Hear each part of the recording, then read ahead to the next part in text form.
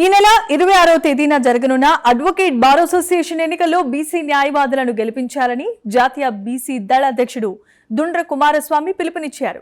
రాష్ట్ర వ్యాప్తంగా ఉన్న బీసీ న్యాయవాదులను గెలిపించుకోవాల్సిన బాధ్యత మనందరిపై ఉందని తెలియజేశారు. హైకోర్టులో పలు బీసీ న్యాయవాదులను కలిసి మద్దతు తెలుపుతూ ప్రచారం నిర్వహించారు.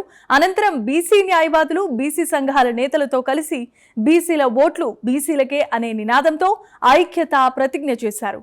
పదవులు అవకాశాలు లేకుండా బీసీ న్యాయవాదులు నిర్లక్ష్యానికి గురవుతున్నారని ఆయన ఆవేదన వ్యక్తం చేశారు. ఇక ఈ కార్యక్రమంలో అడ్వకేట్ ఓం ప్రకాష్, సాయి సారిక చందన తదితరులు పాల్గొన్నారు.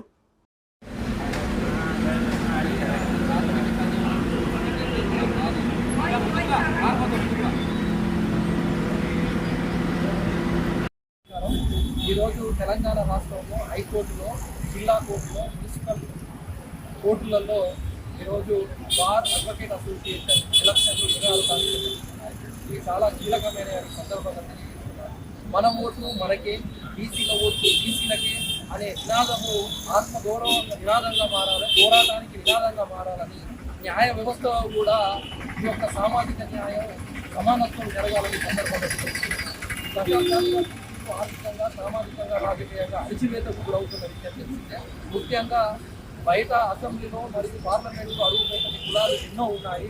అలాగే ఈరోజు ముఖ్యంగా న్యాయ వ్యవస్థలో కూడా ప్రాతినిధ్యం లేని కులాలకు కూడా అవకాశాలు రావాలి, బీసీలను గెలిపించుకోవాలని సందర్భంగా తెలియజేస్తా ఉన్నాను.